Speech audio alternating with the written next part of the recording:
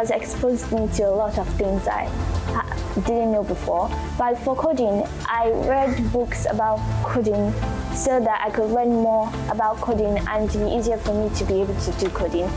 And for being the youngest Nigerian OAP, I read biographies of different on-air personalities like Oprah Winfrey, and I learned a lot from them, so I'll be able to come out as the youngest Nigerian OAP. The name of my book is Super Brain Boy, and it's about a boy who wasn't smart. Police teased him because he wasn't smart. So God from the sky, God per nature, gave him his powers of being a superhero and also being the smartest person in the world. Well, it started because I didn't know mathematics. So my dad helped me create an affirmation. Was I have a super brain, I know mathematics, I'll teach others and I'll know more than my teachers. So that affirmation inspired me to create the Super Brain Boy. Well, I want to say to viewers who are watching this that you are unstoppable. Nothing is going to stop you from doing what you want to do.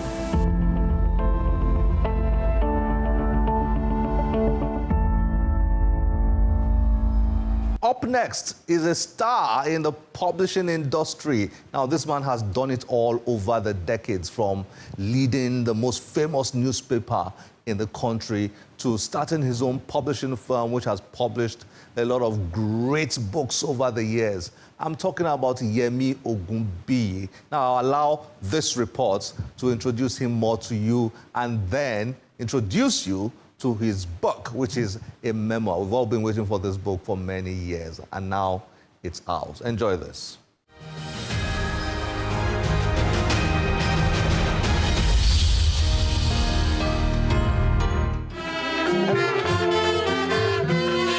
Chairman of the Traditional Rulers Council of the State. Thank you very much. Present here are dignitaries from various walks of life to grace the launch of media and publishing icon Dr. Yemi Ogunbiyi's memoir titled The Road Never Forgets.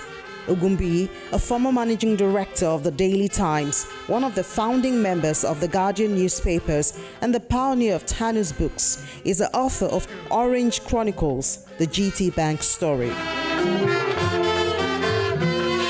Chairman of the Traditional Rulers Council of the State.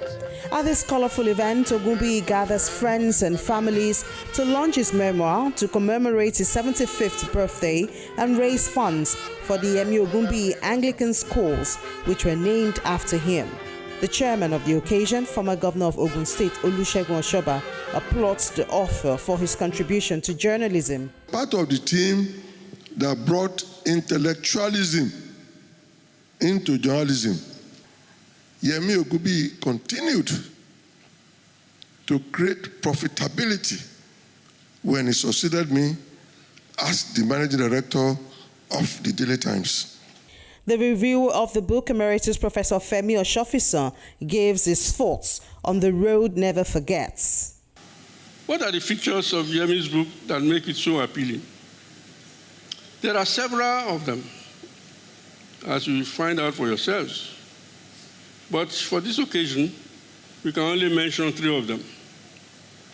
The first, in my estimation, is the charm and the sheer elegance of the writing, the lucidity of the plot, and it is elementary to criticism after all.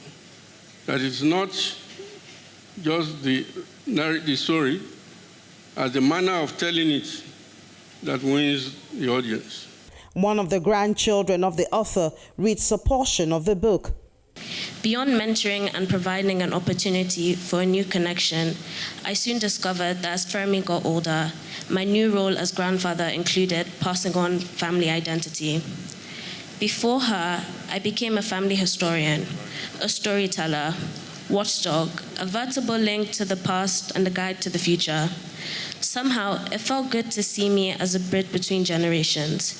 It's instructive that one of the inspirations for this work is Fermi, whose relentless questions as a precious young 10-year-old about Ipara, about her grandparents and their exploits, compelled me to put pen to paper.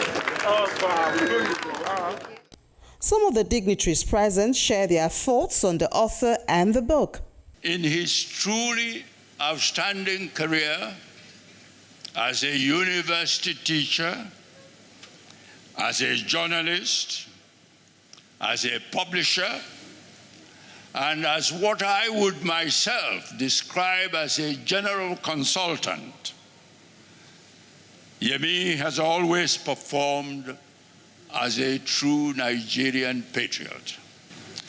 It's a love story, this book, and a lesson also in forbearance, as somebody was saying when I came in. The generosity of spirit that recounts a very turbulent and often treacherous minefield, or recounting some episodes of real psychological trauma with such a forbearance of spirit, which people like me are not capable of. And I really want to thank him for having found the right balance, the right language for this marvelous story of love to share with the rest of us. Also present is Nigeria's Vice President, Professor Yemi Osinbajo. For anyone who has read this book or who will, you will notice that all that Dr. Ogunbiyi wants to achieve in this book is to tell a story, not just of himself, but of our country. And I must confess that in this book, not only does he discharge that obligation, he has also shown that he is one who is capable of telling a story without embellishment. And then the unveiling of the book. It's my very special pleasure and privilege to invite you all to join me as we unveil this book. Can we just all, well, those of us who can, The Road, Memoirs of Yemi Ogunbiyi, for the benefit of everyone who reads and to the glory of Almighty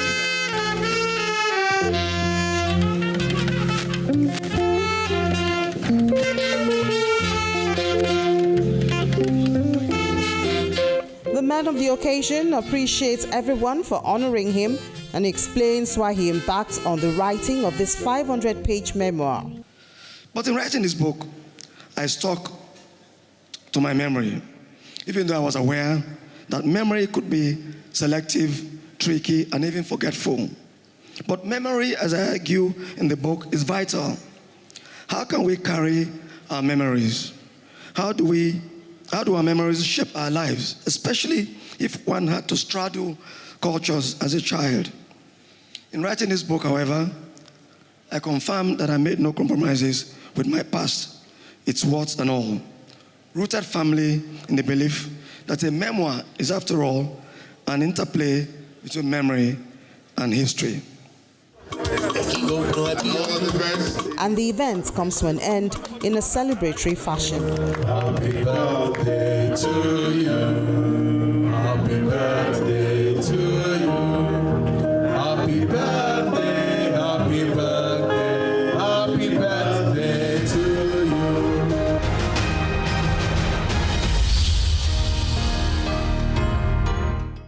Well, I got my own copy of Yemi Ogunbiyi's memoir, The Road Never Forgets. Don't be jealous. Get yourself your own copy. Now, it's quite a large book, but it's exciting to read. It's so full of rich history. It's so many aspects of Nigerian history you'll find in this book. And it's laced with lovely photos, lovely pictures here and there. It's really fun to read. Now, this is where we have to draw curtains on the show today. As always, we'll be delighted to get your feedback through any of our social media platforms displayed on your screen. My name is Olakunle Kasumo. Remember, one great book can change your life. Bye-bye.